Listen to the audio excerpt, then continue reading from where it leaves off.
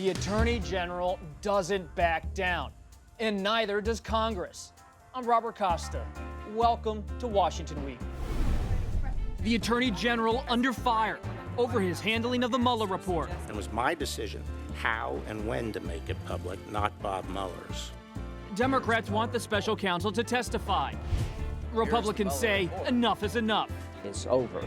If there's any dispute about a conversation, then he'll come. But I'm not going to retry the case. House Democrats are furious. As the Attorney General of the United States of America was not telling the truth to the Congress of the United States, that's a crime. Subpoenas fly, and the battle between Congress and the White House escalates. Next. This is Washington Week. Once again, from Washington, moderator Robert Costa. This week, Robert Mueller answered a key question.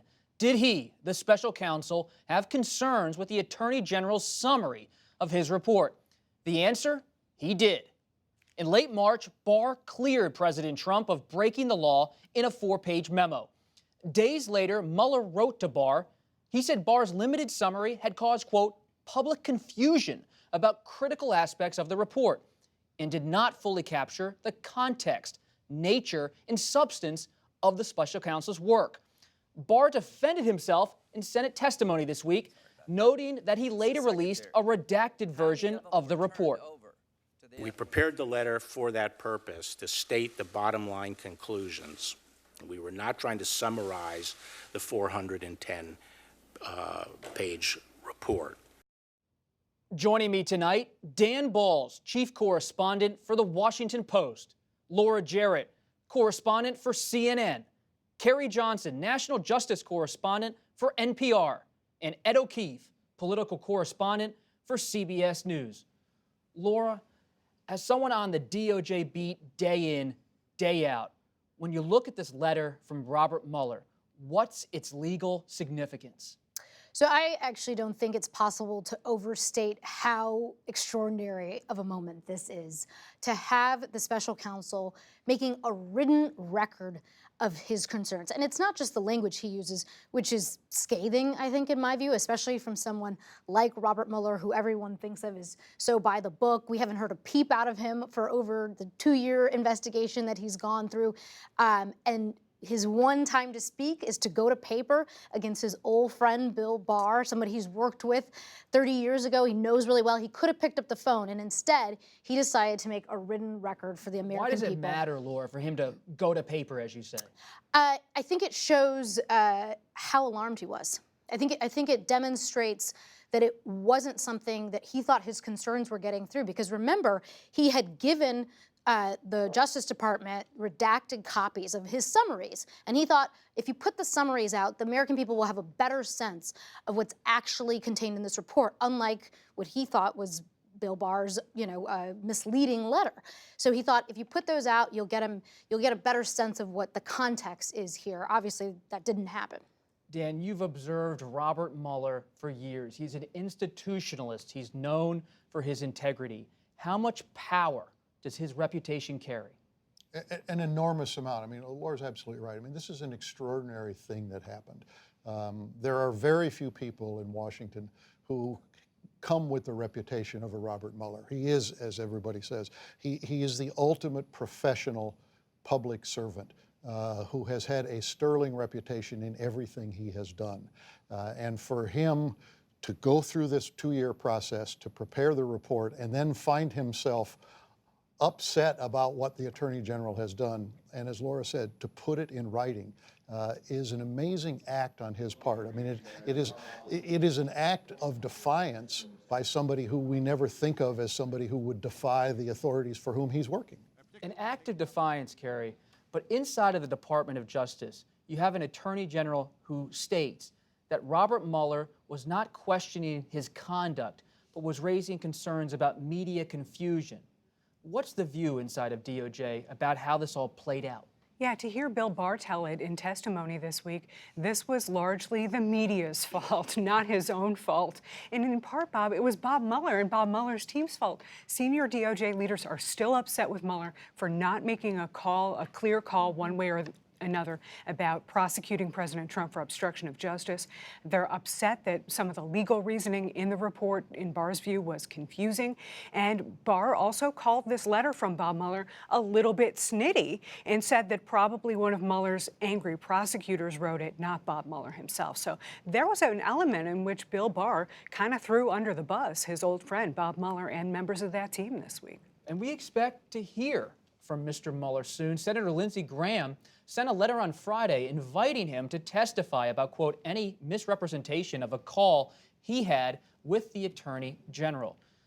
Ed, when Mueller comes before the Senate Judiciary Committee, what should we expect, and why did Senator Graham do this? Well, it's when Mueller comes to Congress. Whether he ultimately comes to both sides of the Congress, I think, is still up for debate, but he's certainly interested in coming, and it will happen. And I keep thinking it'll be the drama of the Comey hearing when he came to explain himself, plus the drama and the tension of the Kavanaugh confirmation hearing last year, plus the sort of general mystery of, oh, that's what he sounds like, because we actually haven't heard from this guy at all over the course of this process. You mentioned, Ed, that it's up for debate. Because, what's the debate on Capitol Hill? Because this Graham letter suggests you can come to talk about this one specific thing. There'll be questions of, can he come and talk about everything else, or are you going to try to limit the scope of his testimony?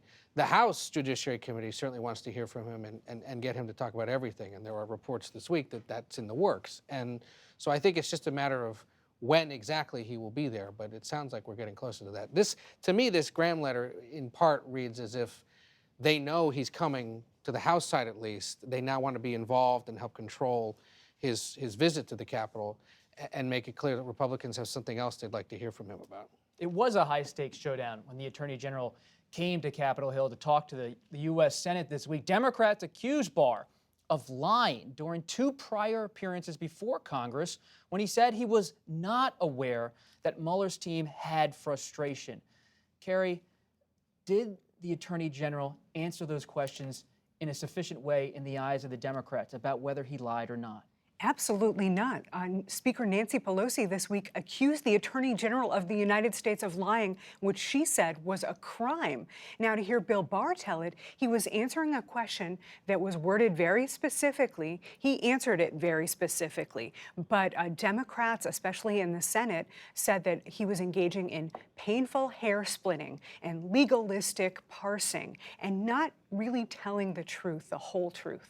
How vulnerable, Laura, is the Attorney General on this lying charge? Is it more of a political fight, or inside of DOJ are they concerned he could face perjury charges? No, they're not worried. First of all, it's a really high bar for perjury. You have to have a specific knowledge that it was false, and not to hair split, but the question from Representative Chris was about members of the special counsel's team in light of the New York Times report that suggested they were sort of disgruntled. He didn't say, did special counsel Robert Mueller call you on X day and express concerns? If he had asked him a direct question like that, and the Attorney General said, well, no, or I don't know, I think he'd be on different ground here. That's not to say that the Attorney General should be misleading the American public. I mean, this is not, I think, the standard necessarily that one would want. Lack of candor is certainly an issue, even if perjury isn't on the table. That's such a good point, Laura, because there was this legal dance throughout so much of the Attorney General's testimony, and there were a number of heated and revealing exchanges, including this one between Barr and California Senator Kamala Harris, a presidential candidate who began her career as a prosecutor. Has the president or anyone at the White House ever asked or suggested that you open an investigation of anyone? Yes or no, please, sir? The president or anybody else? Seems you would remember something like that and be able to tell us. Yeah, but I'm trying to grapple with the word suggest. I mean, there have been discussions of matters out there that they have not asked me to open an investigation, but... Perhaps they've suggested? I don't know. I wouldn't say suggest. Hinted? I don't know. Inferred? You don't know. Okay. Dan, careful and savvy or too cagey? Well, it depends on which side of the aisle you sit. I mean, from the Democratic point of view, way too cagey. I mean, it goes back to the question of how he responded to the question when he was asked, when he testified in the House, about whether he knew anything about the concerns of the Mueller team. It was an effort at best to deflect the question, if not to dodge the question. I think Republicans saw that moment as a member of the Senate badgering the Attorney General, and they take a much different view of it. But there's no doubt it was a question that he was uncomfortable with, as you could see in that clip. No less a member of the Senate running for president who was looking for a moment, and I think she sent at least 2 fundraising emails within 12 hours of that exchange, trying to pump it up amongst her supporters and see how much money she could raise off of it. But think about how he's answering the question like that, I think in part because the president calls on the Justice Department to open investigations all of the time. And so I think part of what he's wrestling with is, well, does a tweet count? I mean, what we really want to know is what has the president said to you behind closed doors in terms of calling on the Justice Department to open something. But think about this whole issue of spying. The president has been saying the Justice Department should look into spying for weeks and months now. Well, it turns out the Justice Department is looking into that. But was it triggered by the president, or was it Bill Barr's own interest in it? So I think that's part of the issue there. In other words, we may hear about this soon in some other Let's pause here on the spying point, because the Attorney General defended his use of the word spying. And the New York Times this week offered new details, Carrie, about this episode back in 2016 during the presidential campaign.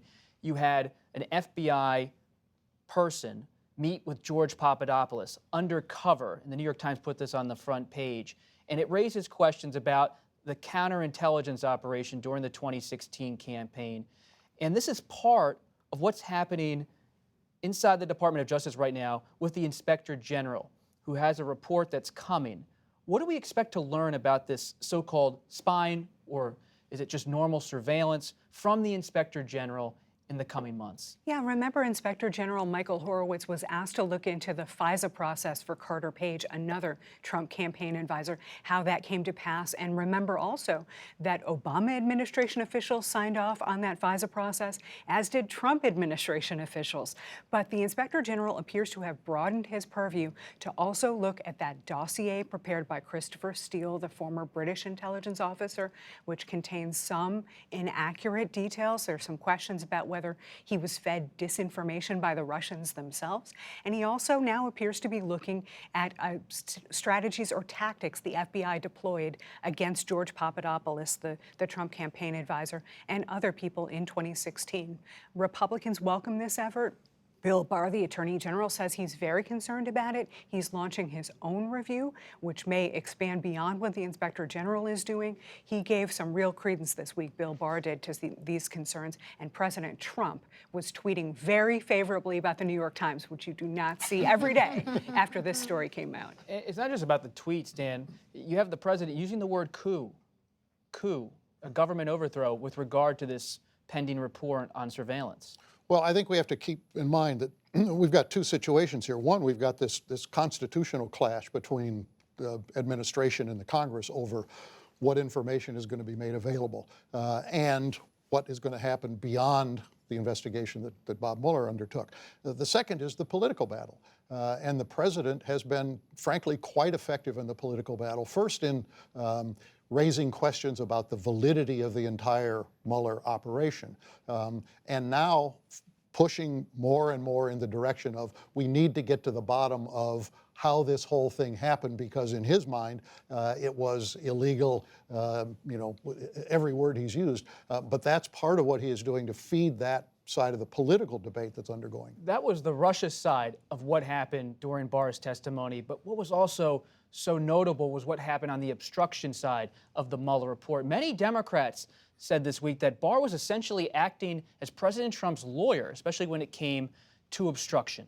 There is a distinction between saying to someone, go fire him, go fire Mueller, and saying, have him removed based on conflict. And what would they have different results. Ed, when you think about the case he's making for executive power on obstruction, it comes back to that 19-page memo he wrote before he even became Attorney General. It does, and it continues to feed Democratic suspicions that the reason he got this job in the first place is because someone showed the president that memo, and the president realized, oh, this guy would be much better for me than Jeff Sessions. The fact that we now have almost dueling impeachment debates, do we impeach the Attorney General, or do we impeach the president, or do we impeach them both, creates a bit of a pickle for Democrats, I think, because You look at polling. The Washington Post ABC poll once again this week firmed up the belief of a majority of Americans that impeachment isn't worth it. And yet you look at the numbers among Democrats, and they say it absolutely is. And the party is going to have to grapple with that over the coming days. Again today, the House Speaker, Nancy Pelosi, said it's not necessarily off the table, but she doesn't see it as a top and immediate priority, that to see how these things go. If they want to redirect all their ire to the Attorney General and blow off the president, well, some will be okay with that. Others will say, no, you're taking your eye off the prize, which is either impeaching or defeating him at the ballot box, the president. And part of the reason that matters, what he said about executive power and is executive privilege. The White House is looking this week to prevent Don McGahn, the former White House counsel, from coming before Congress to talk about these episodes that were detailed in the Mueller report. Do we expect executive privilege to be asserted and for the Attorney General to back it up? I think so. I think we've seen this letter now that's been unearthed curiously this week from Emmett Flood, a top lawyer in the White House counsel's office, to the Attorney General the day after the report's released, essentially excoriating Mueller for being too political, saying that it looks like part Truth Commission, part law school exam. But he's also making the point that just because we allowed McGahn, the former White House counsel, to come testify for 30 hours doesn't mean that then he gets to testify in Congress. I think that's a really hard argument to make solely because we now have the report. It would be one thing if he had provided the testimony only behind closed doors. You could argue that was still within the executive branch. The fact that President Trump allowed all of that, didn't do any sort of privilege review, all to come out in the open through the Mueller report, I think that's been waived effectively. I think that's going to be really hard to make an argument for executive privilege over any of that material in court. Yeah, but they're going to fight anyway. It's going to run out the clock on this presidency, and that seems to be the strategy that this administration is pursuing out of the White House and continuing through the Justice Department. You're saying it ends up in federal court? It may well, and I've covered a lot of these battles over the years involving the Obama administration and the George W. Bush administration with Fast and Furious, the firing of the U.S. attorneys. All of those things ended up in court, and they took years and years to resolve, if they're resolved today. The president drew a pretty hard line when he did the Fox interview this week and basically said, it's done. I mean, he said, I allowed McGahn to testify. I let everybody testify. They've spoken. We don't need any more. We're done. Isn't this also, though, designed to keep Don McGahn and Robert Mueller and all the others off camera? Sure. Because the moment they step before cameras in Congress, it becomes a big TV moment that will be used against the president. I mean, that's Michael Cohen. Right. That's what this is about.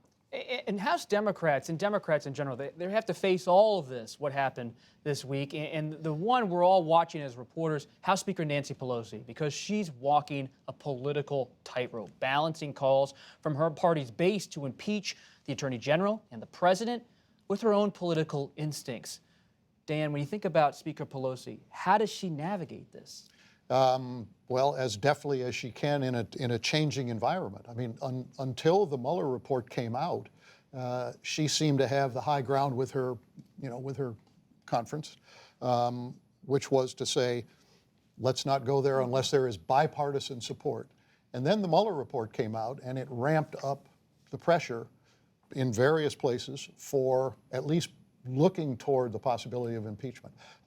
She is maneuvering, day by day, week by week on this, trying her best to stay within the realm of public opinion, but it's not an easy situation now. And the more there is a clash over documents and everything else, the more it is going to create ire among Democrats in the House and people on the outside, presidential candidates among them. Ed, what about holding the Attorney General in contempt? That's a step before impeachment, but if he doesn't comply with the subpoena from House Judiciary Committee, is contempt the next move for Democrats? It is, and in some ways it's an easier move because it doesn't go after the president necessarily, and contempt of Congress by an Attorney General is nothing new. Eric Holder had that issue with Fast and Furious, so we've been down that path recently, and Eric Holder lived to fight another day. But I think you referenced this, Dan, the pressure, the increasing pressure from presidential candidates who will begin to occupy soapboxes over the summer, I think could be a bit much for Pelosi, and will continue to raise questions of, they're speaking to one element of the party, you're clearly trying to do something else. Does this have the potential to really divide them as this continues? And I think, absent numbers that show declining support for this among Democrats, which after this week I don't think necessarily will be there, it's going to be even trickier for the Speaker going forward. What about Republicans? they don't seem to have any appetite to make any moves from this Mueller report. I mean, as damning as some of the facts were on the obstruction issue, the fact that Mueller didn't actually reach a decision on that, I think, was sort of a gift to them. And the fact that he certainly didn't say that there was an active conspiracy between the Trump campaign and the Russian government, again, is just all they could, I think, potentially ask for out of the Mueller report. And so what I think you have now is Democrats clamoring on things like the Attorney General not showing up, these document production fights. And so you see all of those extraneous things. But meanwhile, Lindsey Graham is saying he doesn't even want to hear from Mueller. So that's the immediate reaction from Republicans. They think the Attorney General's in the right, and they like that the president's fighting with Congress. But does it set a precedent, Carrie, for the future, for the next time there's a Democratic president, about the power of Congress versus the power of the executive? Well, to hear Democrats tell it in this Congress, if they let Bill Barr, the Attorney General, get away with dictating terms of a hearing in their hearing room, they have given up the store. They maintain that they're a co-equal branch of government, and they cannot give ground to this executive branch and this Attorney General, whose view of executive power is so sweeping. It could be that some of the arguments that this administration makes come back in the future and bite Republicans in the posterior. I've seen it happen in the national security space since 9/11. So one needs to be careful when you're talking about who holds the gavel and who holds the White House. Posterior, very PBS. Thank you. Dan, I always love when you're on the ground talking to voters. You just came back from a trip to Iowa to follow Vice President Biden. When you're in the crowd, Democratic voters, independent voters, some Republicans, are they talking about all of this? No. They are not. I mean, they are certainly aware of it. Some of them are following it. But what they are focused on right now is trying to get a sense of who these 21 candidates are who are seeking the Democratic nomination, soon to be 22 or 23. They are very interested in evaluating them apart from the issue of what they think about President Trump. They are determined to try to find a candidate who can win that presidential race in 2020. So the ins and outs of what's going on. I mean, I was there the day that Attorney General was testifying. I didn't hear anybody talk about it. Nobody raised it. And the former vice president didn't bring it up. Ed, you've been on the campaign trail as well, covering things for CBS. When you talk to Democrats, they know the April jobs report exceeded expectations. You may have heard the same thing from voters that Dan's been hearing from voters. Yet the presidential field for the Democrats continues to call for impeachment at some level of President Trump and the Attorney General. And I think on the economy, you've got the argument that while things are looking good on paper, not everyone is enjoying it at the same level, same intensity. And so that populist argument could actually prove to be quite true or quite popular for Democrats. I was with Biden on Monday when he had his first event in Pittsburgh, and we talked to people in the crowd, and that was the day that the president had tweeted that members of labor unions were more likely to support him than Joe Biden, because a major firefighters union had endorsed Biden that day. And labor union members that were in the crowd laughed at me, saying, "No, we don't like him. We're sick of it. We're exhausted. We want to move back into some sense of normalcy and decency in Washington." And that is something I've heard at a few other events this year in Iowa and in other states. And I just, this sense of everything going on in Washington drives me nuts. I'm tired of it, like physically, mentally tired of it. And I think if there's a way for Democrats to capture that and suggest that they would return things to a saner, more respectful time, it might resonate quite widely. Quick read on Biden? He's, as I wrote, a work in progress. He had some good moments and some not so good moments. You got to read Dan's column to hear the rest. Thanks, everybody. Our conversation continues on the Washington Week Extra. We will discuss the latest shooting at a synagogue. You can watch it on our website, Facebook, or YouTube starting at 8:30 p.m. every Friday night and all week long. I'm Robert Costa. Have a great weekend.